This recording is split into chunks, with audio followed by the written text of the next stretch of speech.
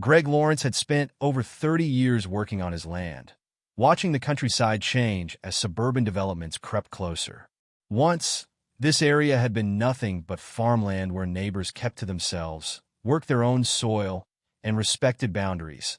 But as time passed, the landscape transformed. Greg had built everything with his own hands, ensuring his farm remained operational despite harsh weather, fluctuating costs, and the increasing presence of city people looking for a quiet escape without embracing rural life. He never cared for community politics or the influx of wealthy professionals who had started settling nearby, preferring to focus on his own work. However, that became difficult when the Sterling Hills development took root just beyond his property line. The new residents viewed the countryside as a scenic backdrop, not a way of life, and soon enough, Greg found himself dealing with unsolicited letters from their homeowners association. At first, they were framed as friendly recommendations about aesthetics and environmental responsibility, but when Oliver Clark became the HOA president, the tone shifted. Oliver Clark, a former investment banker, had moved into the countryside under the impression that he could shape it to fit his preferences. He lived in a massive estate, complete with a manicured lawn and private security, convinced that his money and status gave him authority over the land and those who had lived there before him. People like Greg were an inconvenience to Clark, reminders that real country living wasn't just about breathtaking views but hard work, machinery, and the occasional necessity of using firearms for protection. Determined to civilize the area, Clark attempted to persuade Greg through personal visits, pulling up in his sleek black SUV with a smile that never reached his eyes, speaking about community improvement and safety. Greg listened, arms crossed, waiting for Clark to reveal his true intentions, and it didn't take long. Clark eventually brought up concerns from the new residents about Greg's firearm use, saying that discharging weapons near their community made them uncomfortable and proposing restrictions. Greg had met his gaze, unwavering, and told him plainly that it was his land, his rules, and if a coyote threatened his cattle, he would handle it as he always had. Clark had tried to soften the conversation, suggesting a compromise, but Greg had shut him down, making it clear there was nothing to discuss before slamming the door in his face. He assumed that was the end of it, but men like Clark didn't walk away. They played the long game, waiting for the perfect moment to strike. That moment arrived one evening as the sun dipped below the horizon, when Greg heard movement near his barn. Greg had been inside, finishing up paperwork, when he heard the distinct sound of movement near his barn. It was subtle at first, almost blending in with the natural noises of the evening, but something about it set off a warning in his gut. Years of living on this land had sharpened his senses, teaching him to trust his instincts, and right now, they were telling him something was off. He grabbed his rifle and stepped onto the porch, scanning the property with a practiced eye. The darkness made it difficult to see, but he caught glimpses of figures moving near the cattle pen, sticking to the shadows as if they were trying to avoid detection. Greg didn't fire blindly. He never had. But a warning shot was sometimes necessary to make trespassers think twice. He raised his rifle and fired a single shot into the air, the sound echoing through the stillness. The reaction was immediate. A startled cry rang out, followed by the sound of boots scraping against the dry earth as whoever was out there scrambled away. Then came the voice, loud, deliberate, filled with something more than just fear. Someone was putting on a show. Jesus Christ, he's got a gun, he's shooting. Greg frowned, lowering his rifle slightly. The way they shouted wasn't natural. It was too calculated, as if it had been rehearsed. Before he could take a step forward, before he could demand to know who was out there, he heard a sound that sent a cold chill through his gut. Sirens. Red and blue lights flashed in the distance, growing brighter as multiple vehicles tore down the dirt road leading to his house. Greg barely had time to process what was happening before the first car skidded to a stop, doors flying open as uniformed officers poured out, weapons drawn. Orders were shouted, "Drop the gun, hands in the air." Greg didn't move right away. He had seen enough in his life to know when something wasn't right, and this wasn't right. The officers weren't reacting to a threat. They had already made up their minds about the situation before they even arrived. Their fingers hovered too close to their triggers, their eyes darting to someone still seated inside the lead vehicle. And then Greg saw him. Sitting comfortably in the passenger seat of a sleek black sedan was Oliver Clark, watching everything unfold with the satisfaction of a man who had just executed the perfect play. Greg slowly lowered his rifle, but not because he was afraid. No, he wasn't afraid at all. He was just calculating his next move. He knew better than to make sudden movements when armed officers had their guns drawn, but he also wasn't the kind of man to beg for understanding. He had lived long enough to know that once someone with power decided you were a problem, they wouldn't stop until they had you exactly where they wanted. Clark had set this up perfectly. The police weren't responding to a real threat. They were responding to a carefully orchestrated scene, one designed to make Greg look dangerous before he even had a chance to defend himself. And that was what infuriated him the most. This wasn't some knee-jerk reaction from frightened suburbanites who didn't understand farm life. This was intentional, calculated, meant to put him on the defensive before he could fight back. With slow, deliberate movements, Greg placed his rifle on the wooden porch railing and raised his hands just enough to show compliance without looking weak. The lead officer, a man in his early 40s with a rigid stance and a permanent scowl, stepped forward, keeping his gun trained on Greg as he spoke. "Turn around, hands behind your head." His tone was sharp, authoritative, the voice of a man who had already decided how this was going to go. Greg didn't argue. He could see the setup, could tell that no matter what he said, the situation had already been twisted in Clark's favor. He turned slowly, locking his fingers behind his head as the officer approached. He felt strong hands patting him down, checking for weapons, but there was no real urgency in the search. They already had what they needed: the visual of an armed man being confronted by police, an image that could be used against him later. The officer yanked his arms down, securing them with a zip tie, tightening it just enough to send a clear message. "Do you understand why we're here tonight, Mr. Lawrence?" Greg exhaled through his nose, his jaw tightening. "I was protecting my property. There were trespassers near my livestock. I fired a warning shot into the air." The officer gave a slight nod, as if considering Greg's words, but his expression didn't change. "According to multiple witnesses, including Mr. Clark here, you fired directly at him while he was attempting to check on a community concern. We take attempted aggravated assault very seriously." Greg closed his eyes for the briefest moment, forcing himself to stay calm. It was worse than he thought. They weren't just trying to intimidate him. They were setting up a criminal charge. He turned his head slightly, just enough to catch a glimpse of Clark stepping out of the car. The man adjusted his coat with smooth, deliberate movements, his expression carefully measured. Greg had seen men like him before. People who thrived on control, who played their moves long before their opponents even realized they were in a game. Clark wasn't just here to watch. He was here to make sure things unfolded exactly as planned. Greg clenched his jaw, forcing himself to remain calm, knowing that anything he said or did now could be used against him later. Clark took slow steps forward, just close enough to be within earshot, but far enough to ensure he remained out of harm's way. His voice, when he spoke, carried the perfect balance of concern and authority, a rehearsed performance designed for the officers around him. "I hate that it's come to this," he said with a measured sigh, "but we've had so many complaints. People are scared, Greg. They don't feel safe knowing someone is out here with high-powered rifles, shooting at shadows." Greg's fingers twitched behind his back, his patience wearing thin. "You know damn well I wasn't shooting at you." Clark tilted his head slightly, the ghost of a knowing smile tugging at the corner of his lips. "Intentions are difficult to prove, Mr. Lawrence. What matters is perception, and right now, the perception is that you're a danger to the community." That was it. That was the real move. Clark wasn't trying to get him arrested, at least not permanently. That wasn't the goal. The goal was to start a record, to create an official paper trail labeling Greg as a problem. Because once that label stuck, once there was a documented history of incidents, everything else would fall into place. A few more complaints, a few more reports of disturbances, and suddenly there would be legal grounds to take everything away from him. Greg had seen it happen before. Not in dramatic, sweeping moments, but in quiet, calculated steps designed to make the target too exhausted to fight back.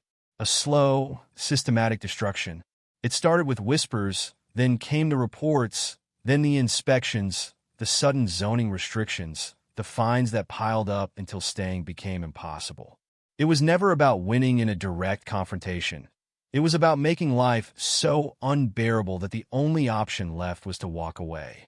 But Greg wasn't the kind of man who walked away. The officer who had zip-tied his wrists must have received an update through his radio, because after a long pause, he let out an annoyed breath and pulled out a pocket knife, slicing through the plastic restraint. "No charges tonight," he said, though his tone made it clear that this was just the beginning. "But consider this your official warning.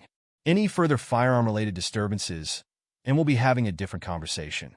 Greg rolled his shoulders, shaking off the stiffness in his wrists as he stepped back from the officer. He ignored Clark entirely, refusing to give the man the satisfaction of a reaction. He could already see the next steps unfolding, the slow grind of a system designed to wear him down. This wasn't just about a single incident. Clark was playing the long game, and Greg had no doubt that more trouble was coming. "Am I free to go?" Greg's voice was steady, controlled, showing no sign of the anger simmering beneath the surface. The officer narrowed his eyes slightly, clearly debating whether to say something more, but after a beat, he gave a curt nod. For now. The police didn't leave right away. They lingered, taking their time, their vehicles parked at odd angles to make their presence impossible to ignore. It wasn't just about investigating a complaint. It was a display of power, a reminder that they could return any time they wanted. But Greg stood firm, unmoving, watching them with the same quiet intensity he always had. Clark, on the other hand, didn't bother sticking around once he realized there wouldn't be an arrest. He simply nodded toward the officers, muttered something about appreciating their service, and climbed back into his car, driving off with the same smug confidence that had been there when he arrived. Greg watched him go, his fingers curling in a fist at his sides. He knew what was coming next. This was just the beginning. Sure enough, the very next morning, an official letter arrived in his mailbox. Not from the police, but from a private law firm representing Sterling Hills. The language was dense, packed with legal jargon, but the message was clear. The residents of the community had filed a petition requesting a formal review of his property's environmental impact and compliance with regional safety ordinances. It wasn't about the gunshot anymore. That had just been the excuse. Now, they were coming for his land. Greg ran a rough hand down his face, feeling the weight of the battle ahead. He had known Clark was trouble the moment he met him, but even he had underestimated just how deep the man's reach went. This wasn't some petty neighborhood dispute. Clark had money, influence, and a network of people willing to bend the rules to get what they wanted. If Greg wanted to keep his land, he had to be smarter, more prepared, and willing to fight harder than ever before. And he would, because this land wasn't just dirt and property lines. It was his life's work, his legacy. And no amount of money, manipulation, or pressure was going to take it from him. Greg had dealt with problems before. Bad weather, sick cattle, broken equipment, and the never-ending work that came with running a farm. But this was different. This wasn't something he could fix with hard work or persistence. This was a calculated attack, designed to push him off his own land, to make his life unbearable piece by piece until he either left willingly or was forced to sell. The letter from the law firm was only the beginning, and he knew it. They had been planning this for a long time, waiting for the right opportunity to strike. The gunshot had been their excuse, but the real game was just starting. By the time he finished reading the letter, his coffee had gone cold in his hand. This wasn't just an empty threat. They had already filed formal complaints with the local zoning board, requesting a review of his land's compliance with modern agricultural safety standards. The wording was vague on purpose, designed to sound official without specifying anything concrete. But Greg knew exactly what it meant. They were trying to get inspectors out here, trying to dig up anything they could use against him. Environmental violations, outdated structures, anything that could justify fines or force modifications that would drain his time and money. He had seen it happen before, usually to older farmers who didn't have the resources to fight back. He placed the letter down on the table, exhaling slowly as he thought through his next move. He wasn't going to panic, and he wasn't going to react the way Clark wanted him to. If they were going to play this game, He would make sure they understood that he wasn't some clueless old man who would roll over at the first sign of trouble. The first step was getting ahead of whatever they were planning. He needed information, real details about what was coming next, and he needed it fast. He grabbed his phone and dialed the one person he knew would have answers. Russell Carter, an old friend who worked in the county's planning and zoning department. Russell picked up on the third ring, his voice gruff and tired, the way it always was when he answered work calls. "Greg, this about that mess from last night?" Greg leaned back in his chair, rubbing a hand over his jaw. "Not exactly. I got a letter this morning. Some legal mess from Clark's people. They're pushing for an environmental review on my land."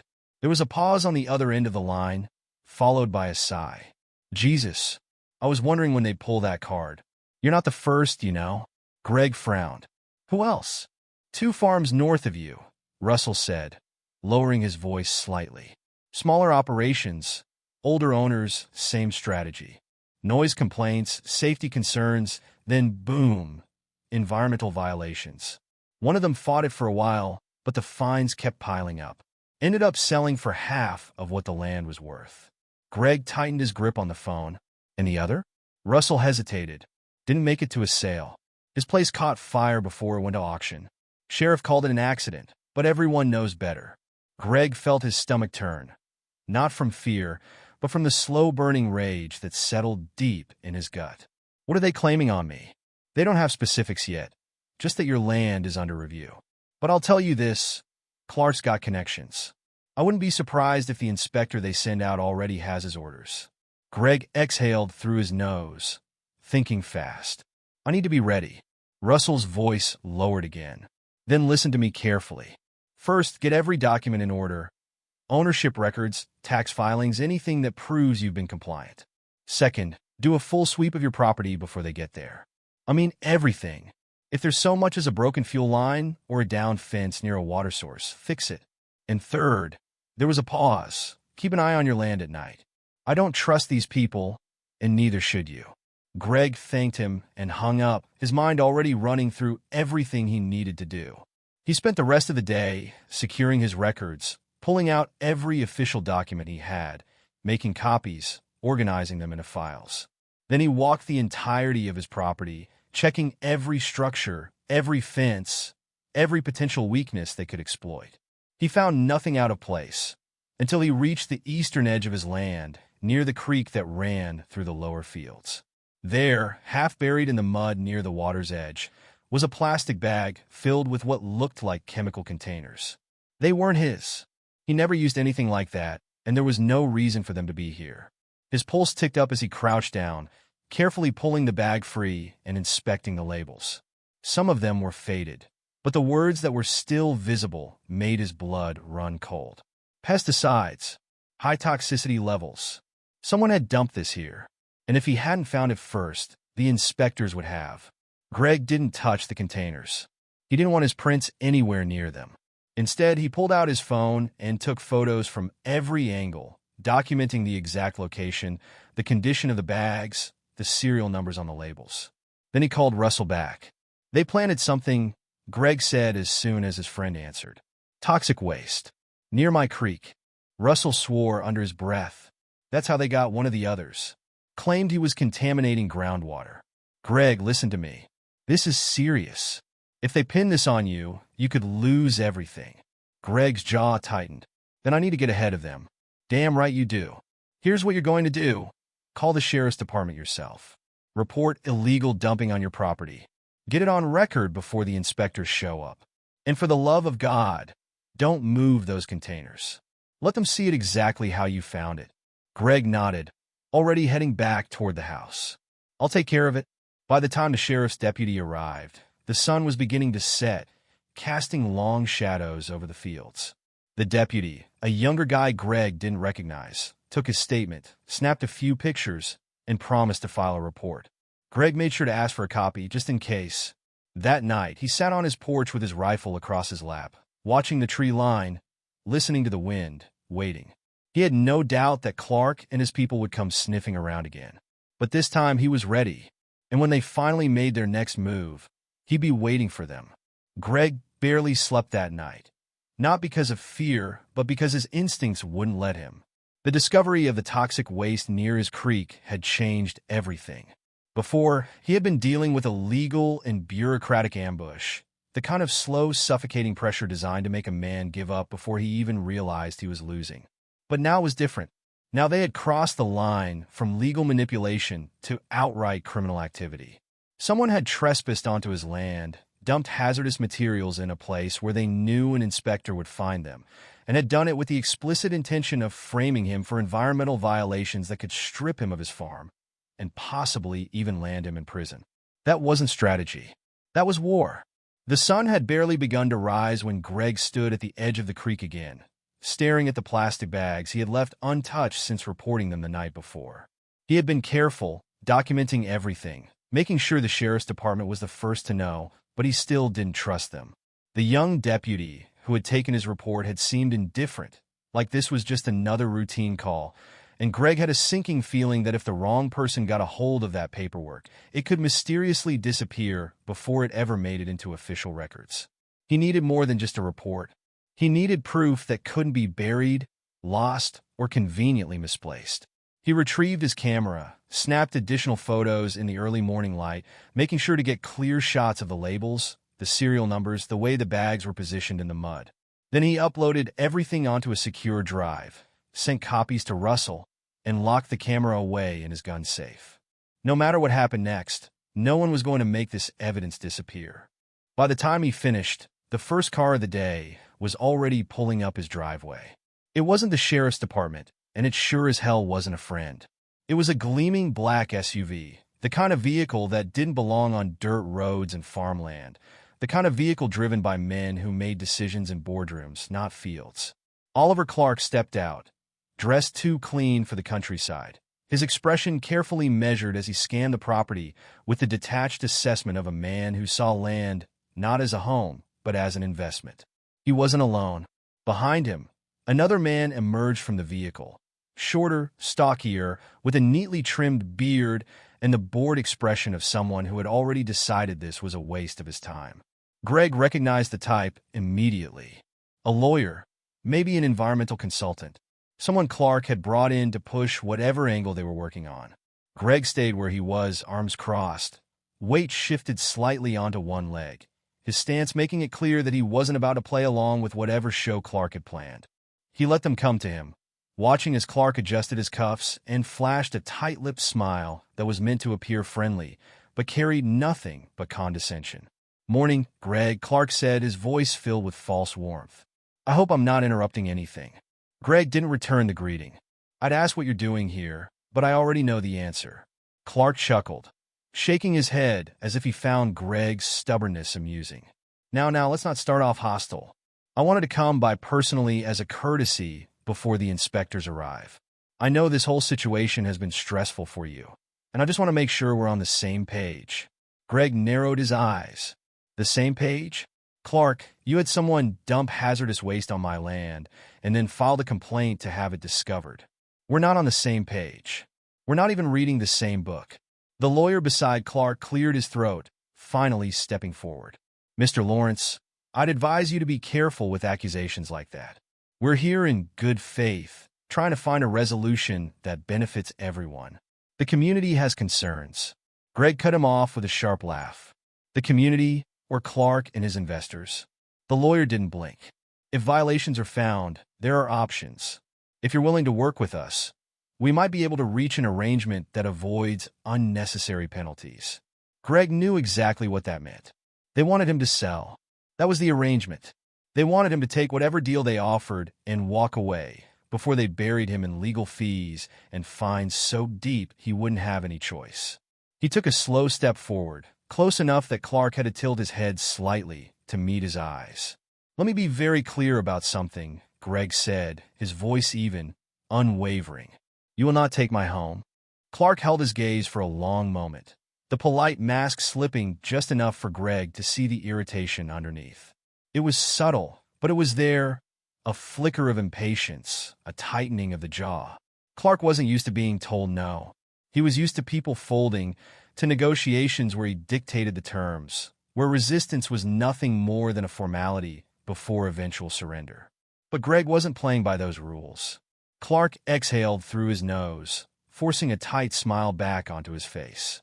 "That's unfortunate, Greg. I was really hoping we could avoid all of this." He turned slightly, nodding toward the lawyer, who pulled a thick envelope from his briefcase and held it out. Greg didn't take it. "What's this?" "Official notice of the environmental investigation. The review is scheduled for tomorrow morning. You want to make sure you're available to answer any questions." Greg didn't move, didn't even glance at the envelope. "And if I'm not?" Clark shrugged. "Then we'll have to proceed without your input. I wouldn't recommend that, though. These things go much smoother when everyone cooperates." There it was, the veiled threat, the unspoken consequence that hung in the air between them. Greg knew exactly what Clark was trying to do. Make him feel powerless. Make him think resistance was futile. But Greg had spent his life fighting against things tougher than some smooth-talking businessman with a legal team. He had survived droughts, brutal winters, market crashes. He had built this farm with his own hands, and he sure as hell wasn't going to roll over just because some HOA president with a god complex decided he didn't belong. He finally took the envelope, not because he cared about what was inside, but because he wanted Clark to know that he wasn't intimidated. He flipped it open, skimmed the formal language, the legal jargon meant to overwhelm and confuse. It was exactly what he expected: broad, vague claims about potential hazards, recommendations for an extensive assessment of his land. Nothing specific, nothing concrete, because that wasn't the point. The point was to keep him tangled in paperwork, drowning in bureaucracy until he had no fight left in him. Greg closed the envelope and tucked it under his arm, meeting Clark's gaze once more. "You can send whoever you want. They won't find anything." Clark's smile didn't falter, but there was something colder in his eyes now, something calculating. "We'll see, Mr. Lawrence. We'll see." Without another word, he turned, heading back toward the SUV. The lawyer followed, adjusting his tie as he climbed into the passenger seat. Greg watched them go, standing firm as the vehicle kicked up dust on the gravel road. He knew what this was: the next move in a long, drawn-out war. But Clark had underestimated him. Greg wasn't some desperate old farmer waiting to be forced out. He was a man with everything to lose, and that made him dangerous. Greg spent the rest of the day preparing, checking every inch of his property before the so-called inspectors arrived. He wasn't naive enough to think they'd conduct a fair review, not with Clark pulling the strings, but he wasn't about to make it easy for them either. Every fence line was inspected, every storage area secured, every record double-checked. If they were going to accuse him of violations, they'd have to fabricate them outright. By the time evening settled in, Greg was exhausted, but his mind refused to rest. He sat on his porch, watching the tree line, listening for anything unusual. The last time they had tried something, they had dumped hazardous waste near his creek, and he wouldn't put it past them to try again. He had already set up motion-activated cameras at key points around the property, making sure that if anyone stepped onto his land without permission, he'd have proof. He wasn't going to let them turn his home into a battleground without a fight. The next morning, just after sunrise, the first car rolled up his driveway. It wasn't a county vehicle. It wasn't even marked. Just a sleek black sedan with tinted windows. Greg leaned against the porch railing as two men stepped out, dressed in buttoned-up shirts and polished shoes that didn't belong anywhere near a working farm. One of them, a lanky man with wire-rimmed glasses, cleared his throat before speaking. "Mr. Lawrence, we're here to conduct the environmental assessment." Greg didn't move, didn't invite them in. "I'll need to see some identification." The man hesitated for half a second before pulling a laminated badge from his pocket. It wasn't from any government agency. It was from a private consulting firm. Figures. Clark hadn't even bothered going through the county. He had hired his own people to do the job, people who weren't accountable to anyone but him. Greg took a slow breath, nodding once. "You can look around, but I'll be recording everything." The man gave a tight-lipped smile, as if amused by Greg's caution. "Of course. We're just here to ensure compliance." Greg didn't respond. He just stepped aside, letting them pass, watching as they moved across his land with the sharp-eyed precision of men who had already decided what they were going to find. He followed them, making sure they knew he was right there, making notes of every place they inspected, every question they asked. And when they finally made their way toward the creek, toward the spot where Clark's people had planted the so-called evidence, Greg felt his pulse steady, his grip tightening around the phone in his pocket. He had been waiting for this, because this time he wasn't the one on the defensive. This time he had proof. One of the men crouched near the creek bed, pointing at the disturbed soil as if he had discovered something. He adjusted his glasses, squinting as he gestured toward the spot where the plastic bags had been half buried in the mud. Greg stood a few feet away, arms crossed, watching the scene unfold exactly as he had expected. The other man, the one who had done most of the talking earlier, pulled out a notepad and scribbled something down before glancing back at Greg with forced neutrality. "Mr. Lawrence, do you have an explanation for this?" Greg didn't flinch. "I do." He reached into his back pocket, pulling out a folded document and holding it up. "This is the official report I filed with the Sheriff's Department 2 nights ago. That's when I discovered the bags, after someone trespassed onto my land and dumped them there." The man frowned slightly, but took the paper, unfolding it and scanning the contents. Greg watched his expression shift ever so slightly. The plan had been simple: catch Greg off guard, get him to stumble through an excuse, then twist the story into a narrative that painted him as the culprit. But instead, Greg had beaten them to the punch. He had the report, the photos, the timestamps. He had made sure there was an official record before they ever set foot on his property. The inspector cleared his throat, glancing toward his colleague, who suddenly seemed much less interested in the soil beneath him. "Well, we'll still need to take samples to verify the contamination levels." Greg nodded. "Go ahead, but you won't find anything that links it back to me. And if you want, I can provide additional copies of the photographs I took when I first found those bags." His voice was even, steady, but he could see the frustration creeping into their faces. This wasn't how it was supposed to go. They were supposed to be the ones holding all the cards, the ones controlling the narrative. But Greg had flipped the script, and now they had a problem. The man with the notepad cleared his throat again, tucking the sheriff's report into his folder as he forced a polite smile. "We'll be conducting a full review of the area, but of course, if you're compliant, you have nothing to worry about." Greg didn't return the smile. "Then you won't have any issues, because I follow every regulation to the letter." He let the words sit between them for a moment, ensuring they understood exactly what he was saying. Then he stepped back, gesturing toward the rest of his property. "You got work to do. Better get to it." The two men exchanged a glance before walking off, their professional facade cracking just enough to reveal their frustration.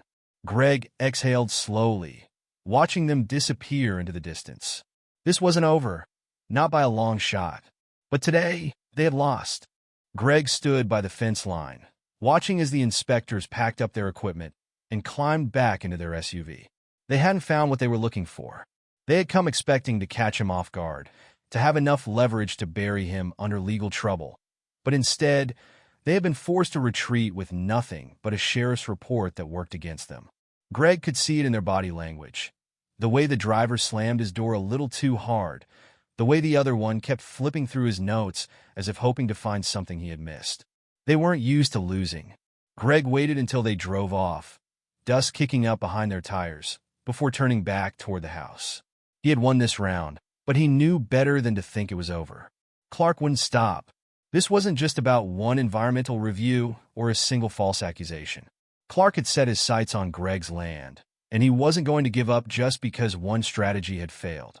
No, this was just another step in a longer game, and Greg needed to be ready for whatever came next. He stepped inside, locking the door behind him, and went straight to his desk, pulling out a notepad. He needed to get ahead of Clark, to stop playing defense and start putting his own plans into motion. He began making a list, contacts he could reach out to, legal resources, any loopholes that could work in his favor. He had spent his life minding his own business, staying out of politics, but now he had no choice. If Clark wanted a fight, Greg was going to give him one. His phone buzzed, and he glanced down to see Russell's name on the screen. He picked up immediately. "I saw them leave," Russell said without preamble. "How bad was it?" "They tried to pin the creek contamination on me, but I was ahead of them. Sheriff's report shut it down before they could twist it." Russell let out a low whistle. "That's good, real good. But you know they're not done, right? Greg leaned back in his chair, staring at the ceiling for a moment before answering. Yeah, I know. There was a pause. Then Russell spoke again, his voice quieter, more serious. Listen, Greg. I did some digging, and Clark isn't just some HOA guy playing power games. He's got deeper connections than we thought.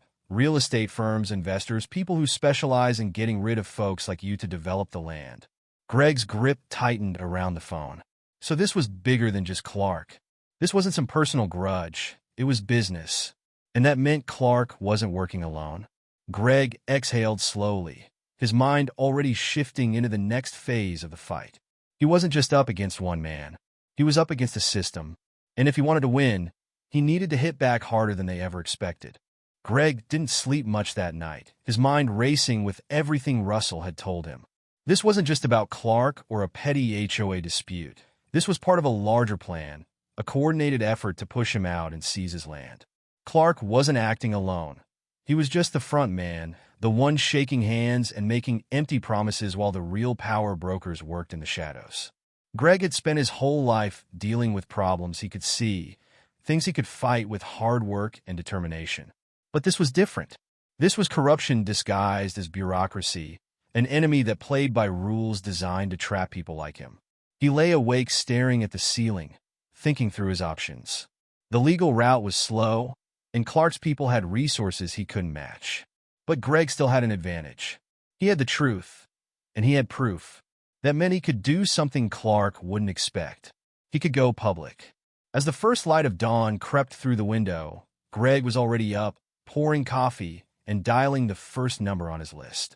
It was a local reporter, someone he trusted, someone who had covered shady land deals before. He gave a brief rundown of what was happening, not revealing everything, but just enough to pique their interest. By the time he hung up, he had secured a meeting for later that afternoon. If Clark wanted to play dirty, Greg would make sure the whole town knew about it. He wasn't going to fight this battle in the dark. The next few hours were spent gathering every piece of evidence he had. Copies of the sheriff's report, photos of the contaminated creek site, documentation of Clark's attempts to strong-arm him. When the reporter arrived, Greg laid it all out, explaining every step of the harassment, every legal loophole they had tried to use against him. The man listened intently, taking notes, occasionally shaking his head in disbelief. This is big, Greg. If we can prove Clark and his people are running these schemes, it could blow this wide open. Greg nodded. That's the plan. By the time the reporter left, promising to start digging deeper, Greg felt something he hadn't in a long time. Hope. For the first time, he wasn't just reacting. He was taking control. Clark had spent months setting up this game, thinking Greg would just roll over and let it happen. But now, the tables were turning. Greg wasn't just fighting for his land anymore. He was fighting for every farmer, every homeowner who had been pushed out by people like Clark. And when the truth came out, Clark wouldn't just lose this battle. He'd lose everything. Greg was outside stacking firewood when he saw the first signs that his plan was working. A white sedan, the kind driven by reporters and investigators, rolled up to the entrance of Sterling Hills. It wasn't alone. Another car followed, then another. By the time Greg set the last log down and wiped the sweat from his brow, he counted at least 5 vehicles parked near the development's main office. He couldn't hear what was being said, but he didn't need to. The sight of Clark pacing near the entrance, his phone pressed tightly to his ear, told him everything he needed to know. The story was spreading. The reporter Greg had spoken to wasted no time digging into Clark's past. By midday, calls were coming in from other landowners, people who had been forced out, pressured into selling, or who had simply disappeared under suspicious circumstances. The connections were becoming clearer. This wasn't an isolated incident. This was a pattern. Clark had built his empire on intimidation, on bending the system in his favor. But now, for the first time, he wasn't in control of the narrative. The pressure mounted quickly. Local officials who had once ignored Greg's complaints suddenly started making statements about conducting a fair review of his case. The sheriff's department announced they were taking a closer look at Clark's environmental complaints, not against Greg, but against Sterling Hills itself. A separate investigation into potential zoning violations was also gaining momentum. Clark wasn't just losing ground. He was losing the entire battlefield. Greg watched it all unfold with a quiet satisfaction. He knew this wasn't over yet, but for the first time, Clark was on the defensive. The man who had spent so much time pulling strings behind the scenes was now being dragged into the spotlight, forced to answer questions he wasn't prepared for. And Greg? He wasn't going anywhere. He had spent too many years building this life to have it stolen by men who saw land as nothing more than a business opportunity. As the sun dipped below the horizon, Greg leaned against the porch railing, watching the last of the reporters drive away. He had fought battles before, against nature, against hardship, against the relentless passage of time. But this fight had been different. It had been about something deeper, something more personal. And he had won. Maybe not the war, not yet. But today he had taken back control. And that was enough. Greg knew better than to let his guard down completely. But for the first time in a long while, he allowed himself to breathe. Clark's influence was crumbling, his carefully laid plans unraveling under the weight of public scrutiny. The land Greg had fought so hard to protect remained his, untouched and secure. As he stood on his porch, watching the stars settle over his fields, he felt something he hadn't in months: peace. The battle had been long, but he had won. And as long as he drew breath, no one would ever take his land from him.